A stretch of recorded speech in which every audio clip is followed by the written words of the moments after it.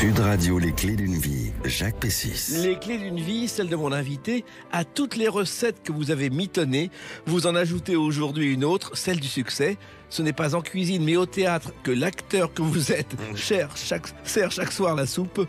Bonjour David Martin. Et bonjour Monsieur Jacques Pessis, comment allez-vous? Eh bien, très bien, puisqu'on va parler aujourd'hui de votre carrière et puis de cette pièce, Ciel ma belle-mère, qui triomphe au Théâtre Edgar tous les soirs. Ouais, c'est une magie. Alors, avant d'y revenir, on revient sur votre parcours assez atypique et à travers des dates clés. Ouais. C'est le principe des clés d'une vie. Et la première date que j'ai trouvée, c'est le 25 septembre 1983. C'est la première télé familiale avec ce générique. Vous êtes dans Si j'ai bonne mémoire, où on évoque le Tour de France 37. C'est ça, ça doit être ça. Oui, Oh, oui, oui, c'est ça. Oui. Et vous faites goûter des potages aux candidats. Oh la vache, oui. Oui, alors j'avais démarré un petit peu plus tôt, heureusement, mais effectivement ça a été mon premier plateau à l'Empire pour ce jeu, qui était on va dire le point d'orgue dominical des programmes du dimanche. Et il fallait faire déguster, je m'en souviens. Oh, mais alors là, bravo. Parce que alors celle-là, elle vient de loin. Ouais. Et vous, donc, je crois qu'on parle du Tour de France 37, et vous êtes à côté de votre père, ce qui n'est pas facile. Non. Parce qu'il ne vous passe rien, Jacques Martin. Non, il passe rien. Il ne passait rien. On le regrette aujourd'hui, oui. Mais non, c'est pas non plus une torture, mais c'était quelqu'un d'extrêmement exigeant. Et effectivement, donc j'ai des images. Le fait d'en parler là, j'ai des images de première télévision faites avec lui en cuisine, oui. Qui sont, mais quand je les revois, m'est arrivé de les revoir une fois ou deux, et elles sont, mais absolument, j'ai l'air d'un chien battu. Et alors que pas du tout. Mais c'est un numéro, parce qu'à chaque fois il dit oui, le petit il fait rien. Le petit fout rien. Ouais. Mais j'ai eu comme ça. Non, mais je le laisse. Il avait un mot terrible pour ça, qui remontait un petit peu plus tôt dans la vie. Il dit, mon fils est confortablement installé en classe de 4e. Donc je lui ai acheté la classe et j'espère que la maîtresse sera gentille. Remarquez, voilà. Guitry a fait 12 6e. Oui, il pensait se marier en 6e. Moi, j'ai eu la chance d'avoir un père pour lequel les études n'étaient pas essentiellement constituées en tout cas prodiguées par l'éducation nationale. Donc, de ce côté-là, j'ai eu de la chance. Puis j'ai travaillé très tôt. Donc, alors, voilà. Justement, vous êtes le premier des 8 enfants de la famille, des familles recomposées Martin. Les cohortes. Voilà. Et vous êtes né à Strasbourg. Oui, un accident. Ah bon? Oui, il faisait Radio Luxembourg. Oui.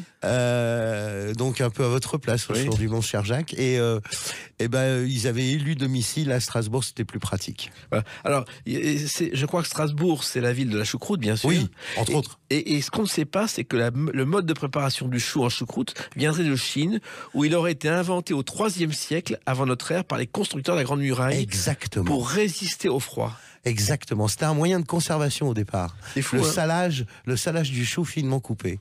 Voilà, et effectivement, alors après que ils se soient mis comme ça, la muraille de Chine est assez grande, il y avait très peu de ravitaillement, en tout cas c'est ce que j'imagine, rien de frais, donc il fallait emmener sa nourriture avec soi. L'Alsace est aussi un pays de la bonne bouffe. Ah, c'est fabuleux l'Alsace. Écoutez, rien que d'en parler, j'ai faim. Non, l'Alsace, on fait du foie gras, bien sûr. Doigt est un petit peu moins connu que le foie gras de canard, un peu différent. Mais c'est le pays du people of Schkass, des pommes de terre avec le fromage blanc. Enfin, mais il y a 1 million de choses. Alors, il faut savoir aussi que j'ai découvert un jour à Saverne un chocolatier qui s'appelle Jacques Bockel et qui prépare des chocolats Kamasutra. Oui, c'est-à-dire avec tous les dessins possibles et imaginables. Ah oui, non, mais rien dedans pour aider à la chose. Ah bon, d'accord. Okay. Et je les ai offerts à quelqu'un qui allait se marier, ça n'a pas vraiment plu à la future madame. Ah bon? Oui. Manque d'humour. Et pourtant. Alors, à l'époque, David Martin, d'après mes renseignements, Jacques Martin anime 2 émissions. Il y a 3 petits tours et 2 petites notes à la clé sur Télé Strasbourg. Oui, exactement. On a oublié ces émissions. Non, alors vous allez les revoir bientôt. Ah bon? Oui, bientôt. Il y a un grand documentaire, 90 minutes. En fait, ils vont faire une soirée sur Paris Première. Et vous aurez, c'est drôle que vous parliez de ça, parce qu'il y a effectivement un extrait, il y en a pas beaucoup. Il y a un extrait très très court, où il chante avec une comédienne, impossible d'en remettre le nom dessus. Et voilà, il y a quelques images de cette émission qui existent, qui ont surnagé. Ouais, parce que ces émissions qu'on connaît pas aujourd'hui, sont les ancêtres de tout ce qu'il a fait ensuite. Alors, il y a eu beaucoup de choses, oui. Il y en a une, pour ne parler que d'elle, parce que les autres, il y a eu des suites, mais qui ont été très modifiées. L'école des fans a démarré très très tôt sous une autre forme, et pas très loin d'ici, en 1968. Oui. Ouais, les barricades étaient tendues, il y en avait dans tous les sens. Oui. Et à la maison de la radio, tout était en berne, bien évidemment. Oui. Il restait que 2 studios, ou un peut-être même, qui restait comment dirais-je, vigie, on va dire. Et donc un soir, mon père m'attrape. Je sais pas pourquoi. J'étais avec lui. J'étais petit. Je devais avoir. Vous faites le calcul. Je suis né en 61. Oui. Nous sommes en 68. J'avais 7 ans. Oui. Et il m'attrape un soir après un coup de fil à la maison, parce que les portables n'existaient pas, bien évidemment. Et on lui demande. Et il dit, écoute, Jacques, viens vite. Il nous manque un animateur pour tenir 2 ou 3 heures, 2 heures ou moins. Viens. Et donc il me dit oui, d'accord, mais je suis avec mon fils. Il me dit, il n'y a pas de problème, viens donc. Allez hop. Et on m'attrape. Mon père me met dans la voiture. On arrive ici, pas très très loin là, juste derrière. Et nous voilà partis pour une émission qui va s'appeler Dessine-moi un mouton. Oui. Voilà, Dessine-moi un mouton. Donc on a fait 2 heures de radio. C'était un petit garçon de 7 ans qui racontait son mai 68 à lui, avec sa vision de mai 68, c'est-à-dire plus de yaourt dans les magasins. Voilà, tu vois, c'était grave. Et cette émission est devenue ensuite une émission de télévision le dimanche. Exactement, elle s'est transformée. J'ai découvert aussi, grâce à vous, David Martin, que Jacques Martin a fait partie d'une troupe du cabaret satirique Les Barablis. Oui. Et l'humour alsacien qu'on ne connaît pas vraiment. Alors, Les Barablis, si un jour vous avez le bonheur, vous qui nous écoutez, et vous, mon cher ami, d'aller vous promener du côté de Strasbourg, il y a, tout autour de la cathédrale et dans les quartiers adjacents, des Windstube. Qu'est-ce que sont les Windstube? Ce sont des bouchons lyonnais, mais à la mode alsacienne. Et le Barabli, il y avait ce petit plus qui consistait à livrer un spectacle. Alors bon, c'était très cabaret, et il a démarré là-dedans grâce à un monsieur qui s'appelait Germain Muller, voilà, qui n'est plus de ce monde malheureusement, mais voilà. Et un humour alsacien très particulier. Alors oui, alors moi personnellement, j'ai jamais été confronté à ça, mais je sais que il y a un humour, provençal, il y a un humour, je ne sais pas. Je pense que chaque région a sa petite singularité. Mais à l'alsacien, je serais incapable. Ils ont je crois que c'est assez. C'est un peu. Oui, et j'ai vu une séquence un jour avec Jacques Martin et Germain Muller, justement, qui racontent une histoire en alsacien. On comprend rien. Rien du tout. Oui. Mais alors, c'était l'époque où il y avait un des endroits où il se produisait, qui était le pont des Pucelles. Ça vous parle? Non, pas du tout. Bon, c'est une Windstube qui est comme ça à l'entrée du quartier de France. Et donc il y a un pont et il y a un restaurant, une Windstube de l'autre côté. Et un soir un peu éméché, ils sortent, toute la petite équipe de comédiens sortent de la Windstube, et mon père monte sur les épaules d'un de ses camarades pour décrocher le P du pont et mettre un C à la place pour dire le con des Pucelles. Et vraiment, aujourd'hui, ça existe encore. Les propriétaires ont eu la gentillesse ou l'intelligence, peut-être les deux, de ne pas changer ce truc-là. Il y a la petite histoire à l'intérieur du restaurant. Voici, c'est ça l'humour alsacien, moi ça me va. Oui, alors en revanche, vous rigoliez pas pour l'école parce que votre père vous traitait de cancre, je crois. Non, mais j'étais un cancre. J'étais un cancre épouvantable. Vraiment, David Martin? Ah oui, non, mais effroyable. J'ai, à la faveur du divorce, ou à la défaveur, ou la faveur du divorce, je me suis retrouvé chez mon père à 10 ans.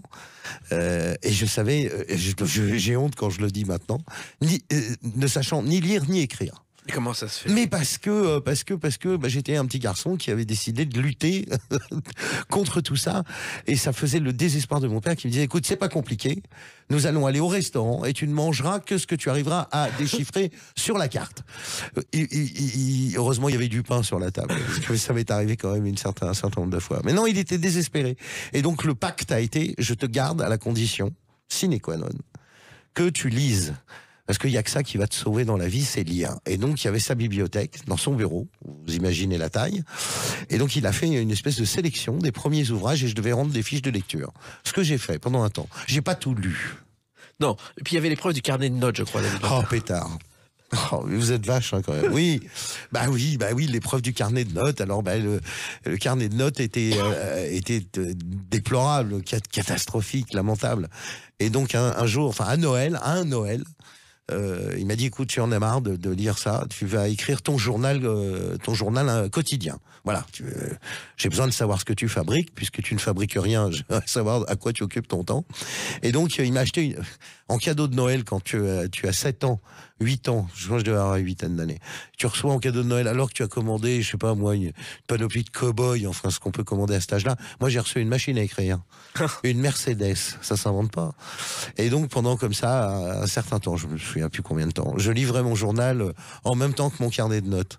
Donc, je prenais un soin tout particulier à fleurir mon journal personnel afin d'atténuer les coups derrière, enfin les remontrances sur le carnet de notes. Alors finalement, le problème, c'est que vous étiez l'aîné de la famille, David Martin, et que finalement, il a reporté sur vous toutes ces angoisses, et il rêvait pour vous d'une carrière que vous n'avez jamais faite.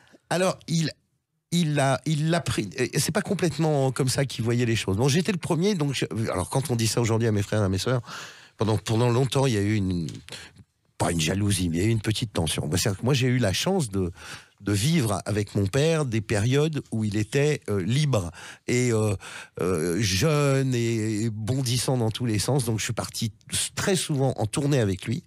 Donc c'était des longues heures de voiture, parce qu'il adorait conduire, il avait des jolies voitures. Et on passait comme ça, et il était... c'est comme un premier, tu es fier, tu le balades partout et tout. Et moi, donc, j'ai passé mes nuits à l'arrière de cette voiture à dormir, fréquentant des beaux restaurants, faisant la fête avec les grands. Bah oui, parce qu'il n'y avait pas de petits avec moi, il y avait que les grands. Et il me disait, mais qu'est-ce que tu vas faire plus tard ? Il faut vraiment que tu fasses quelque chose et tout. Et moi, je n'avais qu'un mot... Quand j'ai commencé un peu à réfléchir à tout ça, je lui ai dit la cuisine. À partir de ce moment-là, non seulement j'ai eu une paix royale, plus jamais on ne m'a parlé de mes carnets de notes piteux, mais en plus, ça nous a serrés l'un à l'autre encore plus si c'était possible. Et justement, c'est le cas d'une autre date, le 13 septembre 1987. À tout de suite sur Sud Radio avec David Martin. Sud Radio, les clés d'une vie, Jacques Pessis. Sud Radio, les clés d'une vie, celle de mon invité David Martin. Nous parlerons tout à l'heure de ce triomphe dans Ciel, ma belle-mère, au Théâtre Edgar, une pièce que je recommande à celles et ceux qui nous écoutent. D'ailleurs, Sud Radio est partenaire. Oui. Et là, on revient à une date, le 13 septembre 1987. C'est la première de cette émission. Comme sur un plateau, et mêlant la cuisine et le cinéma, et il y avait Jacques et David. Exactement. Alors c'est là où vous voyez cet air de chien battu dont je parlais tout à l'heure. Je venais de rentrer l'avantage de la cuisine, c'est que c'est un métier absolument merveilleux qui vous offre une chose, parmi tant d'autres, c'est le pouvoir voyager. Et moi, très vite, mon père m'a dit, tu t'en vas, tu pars. Et donc, je revenais d'Amérique du Sud où je venais de passer 3 ans. 4 peut-être même. Et au mois d'août, mon père, comme à l'accoutumée, en vacances et commençant à se torturer les méninges à partir du 15 août pour savoir ce qu'il allait faire le 15 septembre. Voilà. Ou je ne sais plus quelle est la date exactement. Et puis j'étais là. Donc moi je venais de rentrer. Je cherchais pas spécialement à faire de la télévision. Loin de là.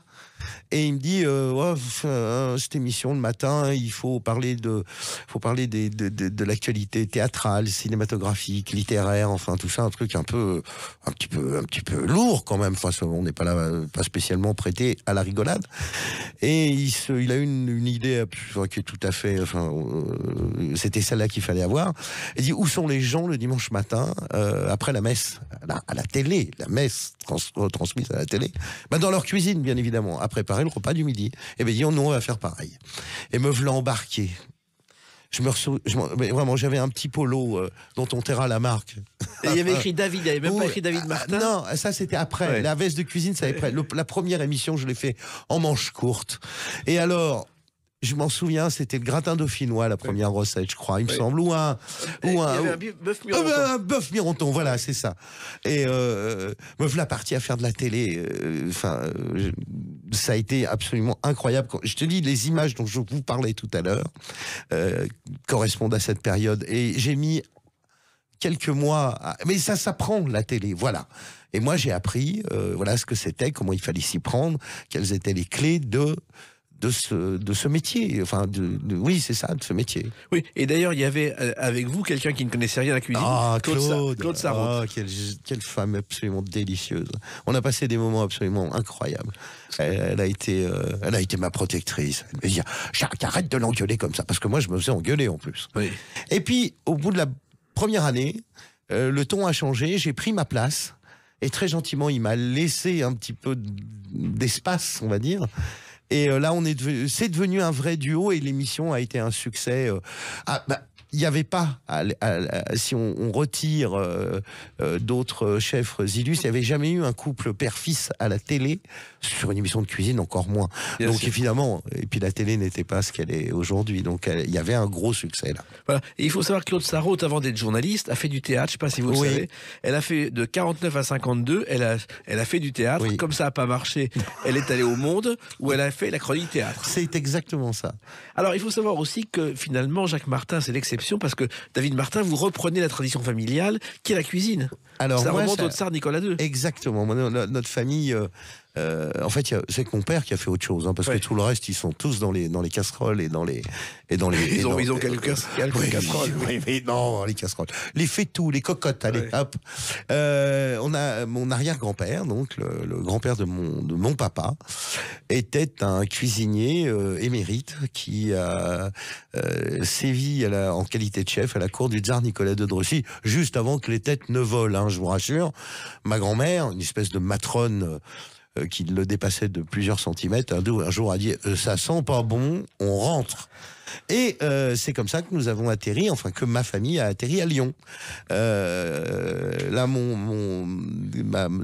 comment dirais-je, la mère, enfin la fille de ses arrière-grands-parents, donc ma future grand-mère, servait dans ce restaurant qui était le restaurant universel Place des Terreaux et qui a formé entre autres le papa de Paul Bocuse. Voilà. Et il faut savoir aussi que Nicolas II, c'était un empereur, un tsar pas comme les autres. Non, oui, c'est loin de là. Il avait le bon mot. Un jour, il va découvrir une foire agricole et on lui présente du fumier artificiel. Et il dit, eh bien, pour produire du fumier artificiel, les vaches ont besoin de foin artificiel, n'est-ce pas? C'est pas étonnant. Mais c'était bon, l'époque, bien évidemment, était très bouleversée. Enfin, je sais pas de quelle date remonte cette phrase, cette citation. 1900 et quelques. 1900, ouais. Donc, c'était pas très très loin de la fin, quoi. Donc, mais mon grand-père, dans le peu de choses qu'il a laissé, quelques écrits, mon arrière-grand-père, pardon, parlait d'une maison bourgeoise hyper traditionnelle. On n'était pas du tout dans c'était pas un faste absolument monstrueux, quoi. Je veux dire, ça restait quand même quelque chose d'assez simple. Alors, il se trouve aussi que pour devenir cuisinier, vous quittez l'école à 14 ans, David Oui. Martin, et vous faites l'école apprenti. 3 Gros. Alors, je commence chez Jean Delaveine, Oui. dans un 2 étoiles au Michelin, parce que c'est ma mère, en fait. C'est pas mon père qui m'a emmené dans la cuisine, c'est ma mère. Elle me dit, écoute, j'en n'en peux plus. Elle m'a pris par la main. Moi, je suis né au mois d'août, donc j'avais 14 ans au plein milieu du mois d'août. Je vous rappelle que l'école est obligatoire jusqu'à 16. Et elle m'a emmené, on habitait Bougival, et en bas, donc en bord de Seine, il y avait ce restaurant, Jean Delaveine, le Camélia à Bougival. Et Jean Delaveine était, je peux pas vous dire, c'est plus qu'une caricature de chef à l'ancienne, avec la grande toque, rond, gueulard, mais un génie, meilleur ouvrier de France cuisine, meilleur ouvrier de France pâtissier. Et bon, hop, il me prend sous son aile, il sait à peine qui je suis, je pense que ma mère n'a pas trop dû faire de publicité autour de ça, et donc j'ai été intégré comme apprenti au démarrage, pré-apprenti, puis ensuite apprenti pendant 4 ans. Oui. Et d'ailleurs, vous l'avez revu à la télévision dans une émission, Jean Oui, Delaveine. je l'ai emmené quand j'étais chez Drucker. Et même avec Jacques Martin. Ah il vous oui, l'a amené. il est venu aussi, ouais. Et puis cet homme a passé le reste de sa carrière à s'occuper de son restaurant. Et après, je suis parti chez 3 Gros avant d'aller au service militaire. Voilà. 3 Gros, c'est quand même la meilleure école de cuisine. Ah, ça fait partie des tables, aujourd'hui malheureusement qui n'existent plus, mais c'était la référence. Avoir la chance de passer chez 3 Gros, c'était quelque chose d'absolument ahurissant. Enfin, je veux dire, moi, ils m'ont appris, je dois ce que je suis en cuisine à Jean Delaveine et à Pierre et Jean 3 Gros, surtout Jean qui a été d'une patience d'ange avec moi. Et parmi les commis de Jean 3 Gros et Pierre 3 Gros, il y a quand même Bernard Loiseau Oui, et Guy Savoie. exactement. Mais chez Jean Delaveine, il y avait Joël Robuchon. il y avait Tyrell, il y avait toute cette équipe de cuisiniers qui avaient la même génération, ils étaient de la même génération, ont formé une génération complète après. Guérard était chez Jean Delavenne. C'est fou. C'est fou. Alors, il y a aussi une chose, après le service militaire, vous faites le tour du monde à la voile, et vous débarquez au Venezuela. Ouais, alors je débarque d'abord dans les îles, dans le sud, oui. Les Caraïbes anglaises. Je reste un peu là. Mais ce qu'il y a de génial, alors je sais pas si on peut l'attribuer à mon père, je suis pas tout à fait certain. On disait qu'il fallait, pour faire le tour du monde, il fallait avoir quatre choses en main. Un smoking, pourquoi? Parce que c'est un uniforme. Savoir jouer d'un instrument de musique, en l'occurrence du piano. Savoir parler anglais et savoir faire la cuisine. Parce que où que tu arrives, tu peux dire aux autres, bah tenez, bougez pas, dans 5 minutes, hop, je vous prépare quelque chose et je vais vous nourrir. Voilà, il faut 4 trucs.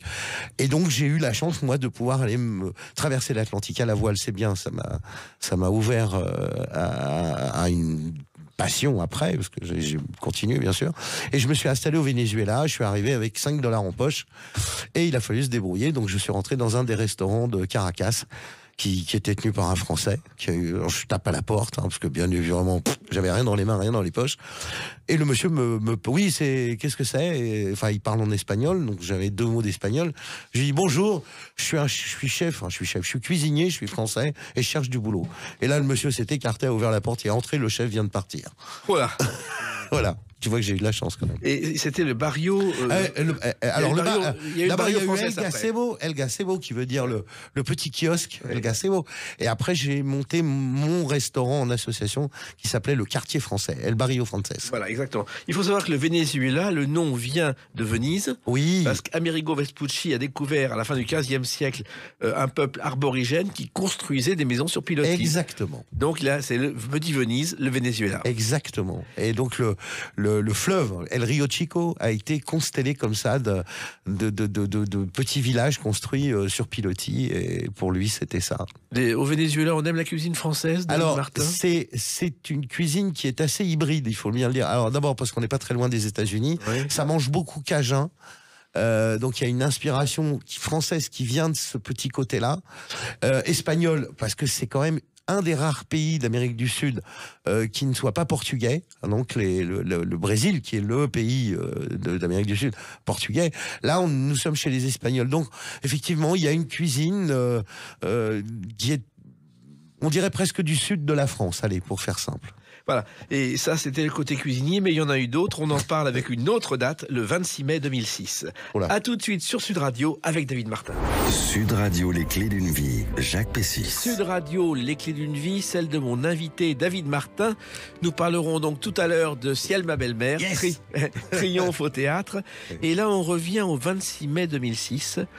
Qu'est-ce que j'ai bien pu faire le 26 mai 2006 ? Les 30 ans de cette institution. Vous présentez la soirée exceptionnelle des 30 ans du Loto, David Martin. Oh pétard, vous m'avez fait peur. Je me disais, mince, quel rapport avec Michael Jackson? Oui, j'ai eu c'était très drôle. J'ai passé 3 ans, je crois, ouais, pas loin, 3, peut-être même 4. Un jour, un fou furieux qui était à la tête de France Télévisions, enfin Antenne 2 à l'époque, qui fréquentait mon restaurant à Boulogne, me dit on n'a plus d'animateur pour le Loto. Loto qui marchait bien au demeurant, parce que et il me dit, est-ce que tu viendrais pas faire l'animation de 10 minutes, le temps des tirages, il y en a 2 par semaine. Il y aura toi et puis une jeune femme, donc en l'occurrence Valérie Payet. Et je lui dis, bah oui, pourquoi pas.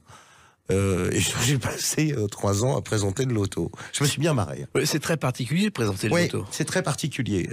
C'est très surveillé. Tout le monde m'a demandé comment qu'on pouvait faire pour arranger la chose. Oui. Et il n'y a aucun moyen. C'est inviolable. Ah ouais. Le tirage a lieu vraiment. Ah, c'est comme piloter un sous-marin nucléaire. C'est-à-dire qu'en fait, les informations ne sont pas centralisées à un seul endroit. Elles sont répercutées. Ils ont des centres, notamment un en banlieue parisienne, qui est un bunker et qui regroupe toutes les machines dans lesquelles on va poinçonner son ticket, si on peut dire ça comme ça. Et non, c'est impossible. Par contre, il y avait un truc très drôle. Une fois par an, la Française des Jeux réunissait les gros gagnants. D'accord, des gens donc comme vous, moi, enfin n'importe qui avait été touché comme ça par la grâce, le doigt de Dieu. Tiens, voilà des milliards. Et donc ces gens étaient réunis par la Française des Jeux pour un dîner en bordure de Seine. Et donc il y avait la péniche qui emmenait, je sais pas, je veux dire, il y avait 50 ou 100 gagnants, je ne sais pas, avec leurs épouses. Et on descendait la Seine comme ça jusqu'au pont de Bercy.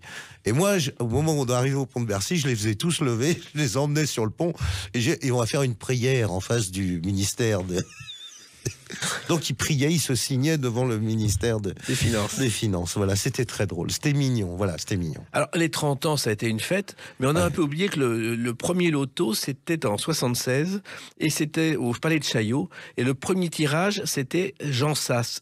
Tout le monde a oublié Jean Sas. Tout le monde, oui, personne sait aujourd'hui qui est Jean Sas. C'est un monsieur qui parlait avec vous en char à blabla. Il disait n'importe quoi et il fallait répondre. Oui. Je sais pas si je me souviens de ça. Oui, c'était totalement délirant. Et au début, le loto a eu des difficultés parce qu'il n'y avait pas de grands gagnants au début. Mais non, voilà, le truc, c'était que pour attirer la clientèle, il fallait absolument créer quelque chose d'extraordinaire. Et alors, je ne me souviens plus du patron, parce qu'il y en a eu, moi j'en ai eu quelques-uns, je crois que j'en ai eu 2 ou 3 des patrons à la Française des Jeux.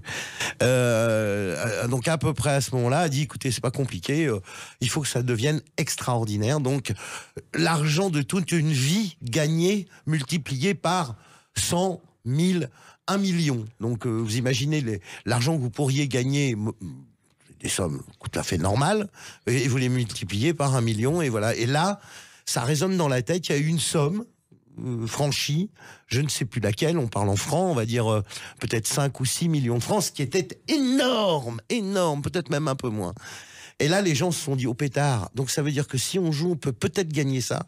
Et à partir de là, bravo, c'est parti. C'est parti. Et il faut savoir que le loto a été découvert en Allemagne par une équipe de la Fondation André Maginot qui se charge des blessés de guerre. Oui. Ils avaient déjà la loterie nationale. Oui. Elle était en baisse. Il fallait trouver une solution. Ils vont à un congrès en Allemagne et ils voient les Allemands jouer au loto. D'accord. Et c'est comme ça que c'est né à Paris. Ça Maginot de la ligne du même nom. Oui, ça n'a rien à voir. Rien à voir. Okay, André Maginot, tout le monde pense que la ligne Maginot, c'est Maginot. Il était mort déjà. Oui, d'accord. Okay. C'est André Maginot, c'est une fédération qui vient en aide aux blessés de guerre. Et une partie de l'argent de la loterie nationale du loto va à cette fédération. Et encore aujourd'hui. Alors, ça veut dire que pendant des années, vous avez été vu par 5 millions de téléspectateurs. Voilà, ça a considérablement. Mais c'est fou là. Oui, là. Je dois dire que on me regardait plus trop comme un cuisinier, mais on me demandait si j'avais pas les numéros. Bon, 4 ans à répondre à une question, c'est pas très grave. On survit très bien. Mais non, c'était, je me souviens, c'était une période joyeuse. La Française des Jeux était tenue par un patron dont le nom m'échappe à la minute où je te parle, mais ça rigolait bien, c'était il y avait un petit côté magique. Ouais. Alors il faut savoir que les restaurants, il y en a eu plusieurs. Oui. Il y en a eu, je crois, il y a eu notamment l'auberge de David Martin à Boulogne-Billancourt. Oui. Et d'ailleurs, je crois que votre père vous a aidé.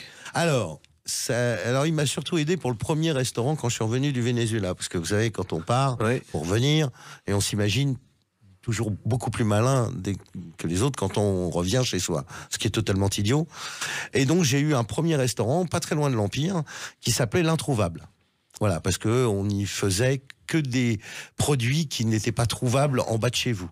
Donc on avait écumé comme ça toutes les régions de France que mon père connaissait sur le bout des doigts pour aller chercher telle saucisse, telle volaille, telle viande, tel légume, tel machin. Donc la carte était constituée que de l'Introuvable. Ça m'a pas porté chance. Voilà. Donc ça est un restaurant. Pas que le restaurant soit mauvais, mais simplement, je crois que les 3 mois après l'ouverture, il y a eu la première vague d'attentats à Paris qui a fermé tous les établissements cinéma, théâtre et autres, et on est resté un petit peu ce que nous venons de traverser, c'est-à-dire extatique. On oublie vite. Oui. On oublie vite. Et cette première vague d'attentats, tout le monde était dans la stupéfaction, comme nous l'avons été il y a encore quelques mois avec le Covid. Donc il y a eu Boulogne-Billancourt. Après il y a eu Boulogne. Alors là, une auberge. Une auberge, voilà. Donc je l'ai acheté parce que il y a eu je sais pas si vous vous en souvenez, enfin bon bref, c'était un petit crack bancaire, parce que les banquiers s'étaient amusés à faire dans l'immobilier pendant un moment. Oui, alors bon, ça, chacun son métier, voilà, exactement.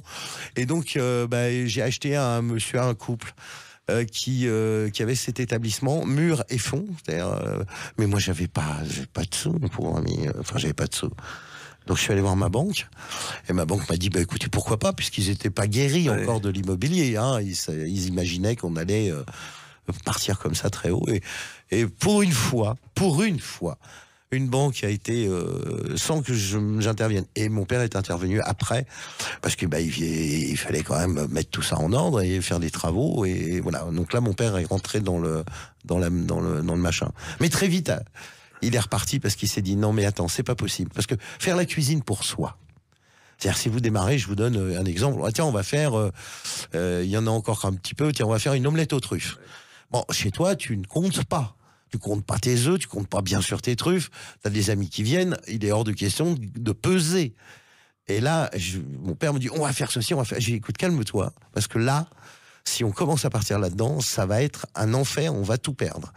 Donc il s'est rendu compte très vite qu'effectivement, la cuisine dans le restaurant est pas forcément la même que celle que l'on fait à la maison. Oui, et puis il y a aussi ceux qui ne payent pas. Oui, voilà, il y en a. C'est ce qui est arrivé à Claude Lelouch quand il a ouvert son manoir à Tourgeville, à côté de Deauville. Il y avait des producteurs qui venaient. Mais qui ne payaient pas. Si, avec des chèques en bois. Oui, alors ça aussi. Alors, écoute, oui, il y avait des... ça va, moi je m'en suis tiré relativement bien. C'est une très belle, un très beau restaurant qui a très très bien marché. Et je faisais 2 soirées dans la semaine, rien à voir avec la choucroute, comme dirait l'autre. On faisait du jazz. Alors à Boulogne-Billancourt, un restaurant où tu manges, on va dire convenablement, hein, pour un prix honnête. Et en plus, 2 fois par semaine, il y avait, je faisais venir des trios de jazz toutes les semaines, ça changeait. Il y avait des chanteurs, des chanteuses, il y avait piano, basse, batterie, la basse. Et puis vraiment un très beau souvenir. Très, et puis ensuite, beaucoup plus loin, et Jacques Martin ne pouvait pas venir. David Martin, c'est le Cambodge, 14 ans. Ouais, 14 ans au Cambodge. Alors pourquoi le Cambodge? Vous allez vite comprendre. Mon père meurt il y a donc, maintenant ça fait 15 ans, oui c'est ça, je ne me trompe pas, oui à peu de choses près. Et 1 an après sa disparition, moi ça arrive, il y a beaucoup de gens après qui ça arrive, j'ai craqué, voilà. Réaliser le chagrin, le deuil, tout ça, 1 an après, pendant 1 an impeccable. Me disais-je, tiens, je passe au travers de ça, en en sortant à peu près indemne, et puis un matin je me suis levé. Et ça, les choses ont commencé à déraper méchamment. Et j'ai un très bon ami à moi, pour pas dire mon meilleur ami, qui a un restaurant à Monaco et qui m'invite et qui me dit viens, descends, il faut que tu animes la soirée des restaurateurs et hôteliers de la Principauté. Et il me voit arriver à l'aéroport, à l'aéroport de Nice, il me voit, il me fait oh putain, dans quel état tu es. C'est vrai que j'étais pas fier.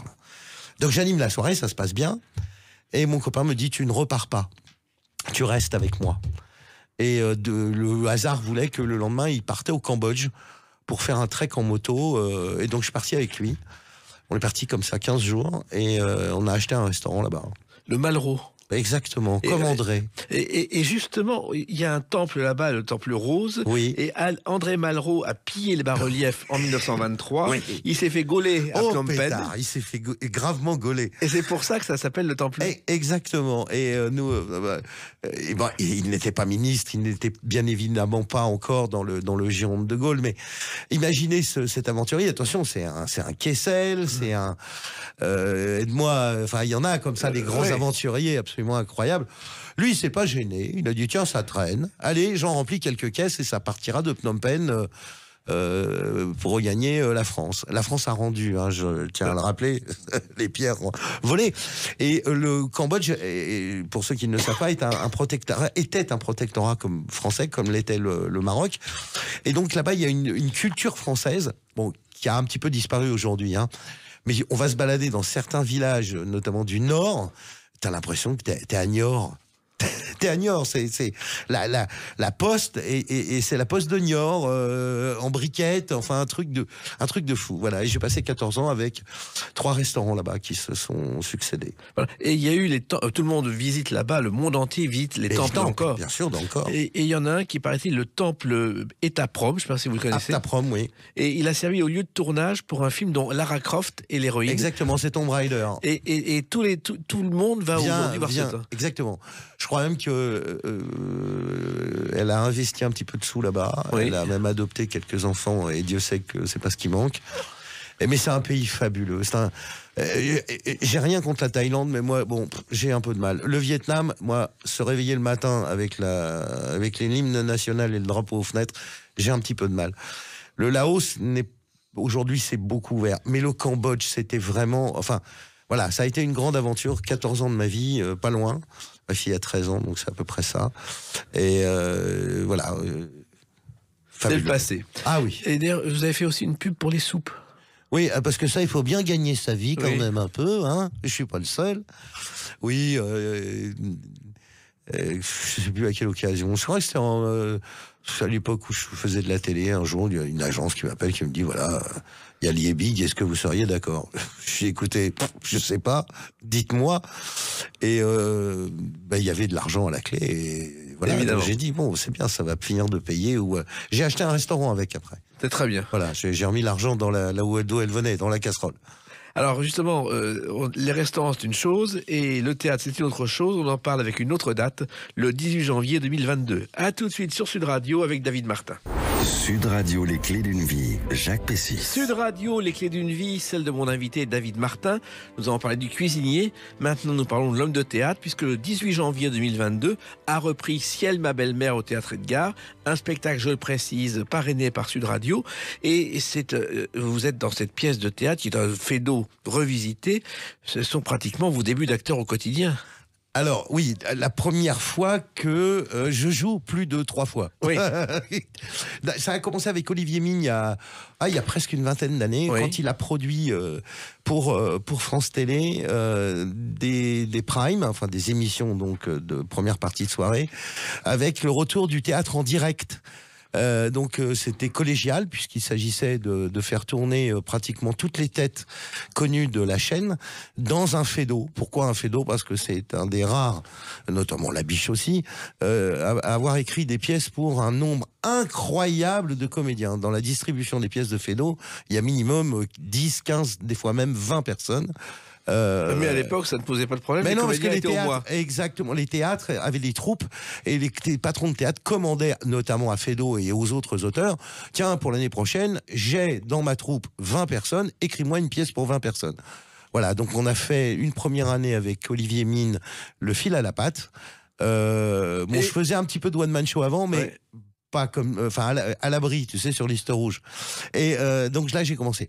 Le temps a passé. L'année d'après, on a fait une opérette. Oui, 3 jeunes filles nues. 3 jeunes filles. Par nature, c'est véridique, les femmes sont plutôt pudiques. Elles sont toujours. Alors, il se trouve que c'est une opérette de Moretti, Mirand et Villemets. Et Villemets, oui. Villemets, qui a une grande famille, puisqu'un jour, on a fêté les 90 ans de la naissance de Villemets, de la mort de Villemets, et il y avait 90 membres de la famille qui étaient là. Ah oui? Tellement il a eu de compagnes. Voilà, c'était une autre époque. Feydeau est mort au-dessus d'un petit bobinard du côté de la gare Saint-Lazare parce qu'il cédait aux filles. Enfin, c'était son grand truc, quoi. Et pour votre culture personnelle, 3 jeunes filles nues, il y avait quand même Jean Gabin et son père à l'affiche. Il paraît. Oui. Il paraît. Il y a eu une sortie là-dessus, effectivement. Alors, écoutez, c'est là que vous êtes repéré par Luc Hamet, directeur des Gares. Luc vient voit à la télé. Je pense qu'il était venu aussi aux Variétés voir la pièce, il me semble. Et puis il me propose une première pièce, puis malheureusement, moi ça est la vie, c'est comme ça. Une première, puis une deuxième, et il aura fallu jamais 203, et la troisième a été la bonne.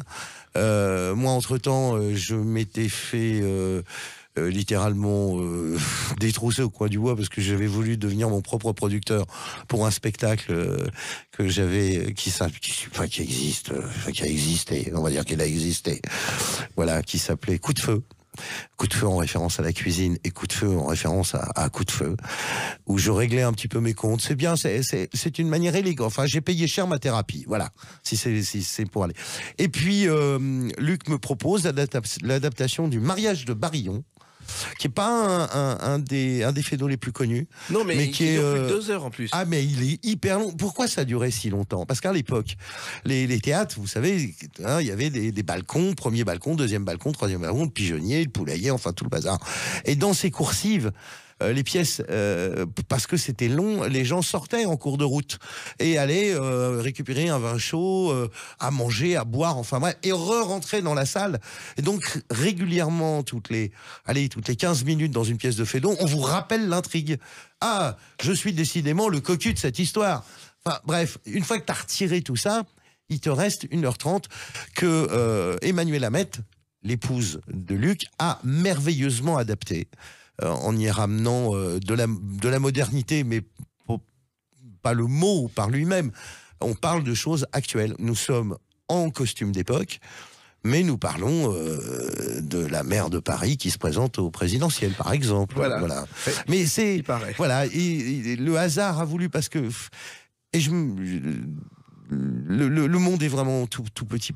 Bref, je dis oui, je rentre dans cette troupe, nous préparons la pièce, nous la répétons, nous la jouons, et je vais toucher du bois, voilà. Est-ce que tu peux toucher du bois aussi, monsieur Pessis? Voilà, les deux mains, c'est mieux. Les deux mains. Voilà. Nous avons une chance, nous sommes bénis, cette pièce est touchée par la grâce. Voilà, j'y ai trouvé, je m'y suis trouvé, enfin. Voilà, je campe le rôle de Barillon, qui est donc un vieux Bourbon. Oh, alors Barillon, il y en a encore aujourd'hui des Barillons. J'ai des noms. Oui. C'est un provincial qui a réussi, qui a un petit peu d'argent. Enfin, il porte beau et il monte à Paris pour se marier. Et alors, il veut pas se marier avec une femme de son âge, puisque Barillon affiche 40 hors taxe, donc je vous laisse rajouter la TVA. Et il cherche une petite jeunette, comme on faisait. Enfin, tiens, on parlait de l'opéra de Villeneuve, trois jeunes filles nues, c'est exactement le sujet.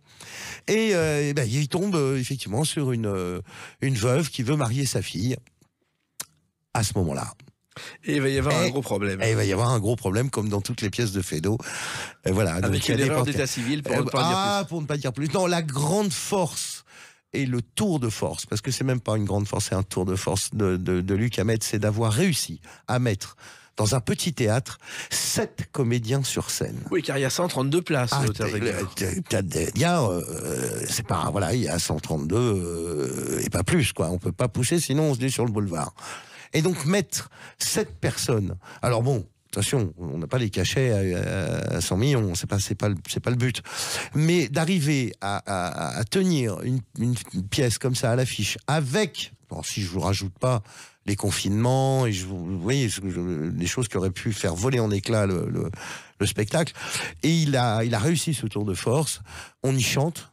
Parce que ça, j'adore, on y chante, on y danse, oui, on y danse, on y joue la comédie, et c'est plein tous les soirs, grâce à vous d'ailleurs, parce que vous êtes partenaire de la pièce, mais en province, on arrive à remplir, même moi, j'en reviens pas.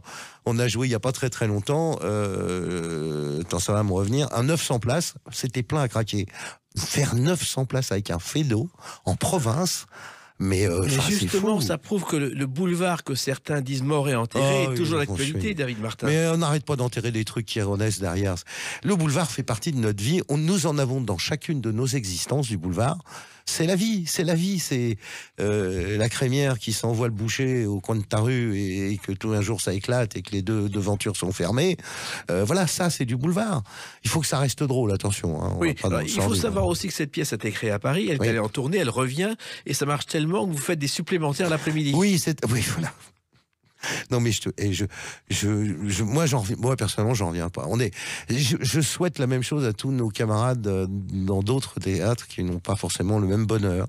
C'est tellement beau de faire ce métier, c'est déjà extraordinaire. Ça c'est très proche de la cuisine, le théâtre. Hein. Les gens arrivent, ils ont la tête vide, les autres l'estomac vide, et ils repartent avec la tête pleine et le ventre plein et des beaux souvenirs. Voilà. Donc nous sommes particulièrement heureux d'avoir ça devant nous et on ne boude pas notre plaisir tous les soirs. Alors, on rit dans la salle, mais on rit aussi en coulisses. Au pétard que oui. Parce que Luc Hamette, qui cache un peu son jeu par moment, est un épicurien, on va dire, forcené. Allez, hop. Donc, ça mange, ça boit, enfin, raisonnablement, hein, il est hors de question de monter sur scène à moitié gris. Mais voilà, c'est une jolie troupe constituée d'excellents comédiens d'une gentillesse absolue. Dans la vie, c'est déjà pas facile. Dans ce métier, ça l'est encore un petit peu moins. Là, on a vraiment une troupe. Ouais, j'ai un peu peur de la dernière. Voilà. Même si je sais que derrière, j'emboîte sur une autre pièce avec Luc. Ça me fera. C'est toujours triste de se dire qu'un jour il y aura une dernière. Eh oui, mais ça peut arriver. Alors il faut savoir aussi que Feydeau, je ne sais pas si vous le savez, David Martin, qui lui a conseillé d'écrire pour le théâtre, c'est Sarah Bernard. Oui, il voulait jouer. Et lui, tu es nul. Écris. Ouais. Et finalement, elle avait raison. Elle avait raison et il a produit un nombre incalculable de pièces. Je crois qu'on n'est pas loin de 300 ou 300, un truc comme ça. Enfin, c'est et il écrivait en marchant. Ah non, mais attention, oh là là, le vilain. Parce que d'abord c'est un génie de l'écriture, ça c'est sûr. Il a écrit quand même 2 ou 3 pièces qui sont absolument fabuleuses, qui sont plus que des pépites, qui ont été jouées par les plus grands. Et mais à côté de ça, il écrivait vite. Pourquoi ? Pour avoir l'argent vite. Donc il écrivait sur le coin des troquets, des bars, des comptoirs de troquets. Il écrivait, voilà. Donc généralement, ce qui explique que l'acte 1 est généralement extraordinaire puisqu'il campe la situation. L'acte 2 est phénoménal parce que il développe la situation. Puis il faut bien finir à l'acte 3. Et il y a quelques pièces de Feydeau qui finissent un petit peu au ras du mur, quoi. Voilà. Ouais. Donc, mais c'est drôle. Là, pour l'adaptation, Emmanuel a fait quelque chose. Elle a forcé un petit peu la porte et on finit sur quelque chose d'un petit peu plus en envolée que ce qu'il y avait, je pense, au départ. Et il y a dans cette pièce une folie qui vous rappelle votre univers familial, David Martin. Alors, il y a une folie. On parle de qui ? De la comédienne ? Non, une folie totale dans la pièce. Ah, il y a une folie. Oui, parce qu'on a une comédienne qui est ma future belle-mère, qui est folle n'est pas le mot. Elle est folle dans la vie, mais elle est folle sur scène. Et il fallait un personnage absolument incroyable pour tenir ce rôle. Moi, ma folie, Barillon et moi je joue un Barillon qui est exubérant, peureux. D'abord dans tout le théâtre de Feydeau, les hommes sont des peureux, des pleutres. Il s'esquive, il se cache derrière. Feydeau a encensé les femmes. Il les a vraiment poussées au maximum. Les femmes sont les maîtresses, les femmes sont les femmes, les mecs sont vraiment des petits gars. Oui, mais en même temps, je pensais à votre famille, les Martin. Oui. Il y a aussi des rapports de folie qui sont pas loin de ce que vous vivez sur scène, David Martin. Ils sont... Oui. Ah bah oui, parce que il est la future ex-belle-mère a été mariée plusieurs fois. Il y a des enfants qui traînent partout. Enfin, c'est autre chose. Non, mais quand je vous disais que si un jour je devais... On s'est tous interdit de le faire. Je parle de mes frères et de mes sœurs. Et j'ai pensé moi aussi un jour écrire une pièce sur ce sujet-là, en disant il y a 4 femmes, 8 enfants, donc 2 à chaque coup. C'est très bien calculé chez nous. Nous sommes 4 garçons, 4 filles, répartis sur 4 lits différents. Oui, c'est du Feydeau, et ça a souvent été du Feydeau. Je sais. Mon cher Jacques, que vous avez fréquenté la maison pendant un moment et donc assisté à quelques envolées lyriques. Nous sommes d'accord. Alors, il y a aussi une chose qu'on sait peu sur vous, c'est votre service militaire, David Martin. Oula. Alors, service militaire. J'étais donc un cuisinier qui sortait justement de chez Trois Gros. Oui. Et il fallait faire son service militaire. C'était une époque où c'était... il n'était pas question de se faire réformer. Pourquoi d'ailleurs ? On se le demande. C'était service militaire comme on pouvait l'imaginer. C'est-à-dire, je ne veux pas dire, on perd pas son temps. Ça avait une valeur. Voilà. C'était celle de réunir des gens qui ne se verront qu'une fois pendant un certain temps. Et ça nivelait un petit peu ce qu'on appellerait aujourd'hui peut-être les couches de société, les différents points de vue, les différents... origines, enfin appelle ça comme on veut, ça nivelait les choses et ça mettait les gens sur un pied d'égalité. Moi, je me retrouve donc à faire mon service militaire et à chercher, mon patron, Pierre Troisgros, me trouve une place et il me dit, écoute, tu fais ton service et quand il sera temps, quand tu auras fini tes classes, tu iras à la présidence de la République, au pétard.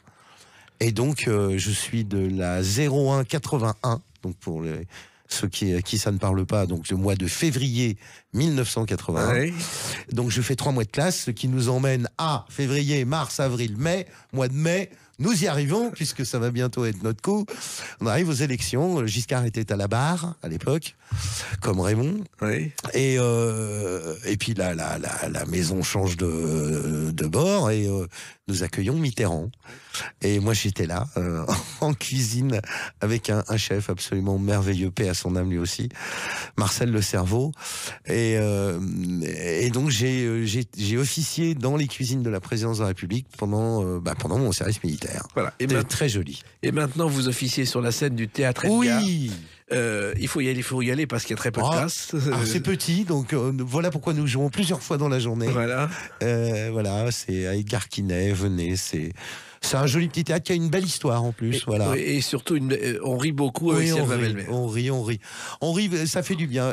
On a senti vraiment, et on se lance aucune fleur, on n'a rien à vendre de plus, mais le confinement a fait que les gens, alors de manière générale, je ne parle pas spécialement de Ciel, ma belle-mère, avaient un tel besoin de retrouver un peu de joie, mais de rire ça n'est pas manichéen, attention, on est loin de quelque chose de... Voilà. Mais c'est drôle, c'est joli, c'est mignon, enfin, c'est plein de belles choses, et surtout... Et voilà, ils ont adapté cette pièce et elle est très, très, très, très bien adaptée. Eh ben, c'est très bien. Et on ira donc au théâtre Edgar. Oui, venez ma nombreux. belle-mère. Allez, il reste encore... nous jouons jusqu'en mai pour l'instant. Mais à mon avis, ça ira plus loin. À mon avis, ça ira plus loin, voilà. Merci David Martin. Merci Monsieur Jacques Pessis de m'avoir reçu. C'est une joie et un plaisir partagé. À très bientôt. Les Clés d'une Vie, c'est terminé pour aujourd'hui. On se retrouve bientôt. Restez fidèles à l'écoute de Sud Radio.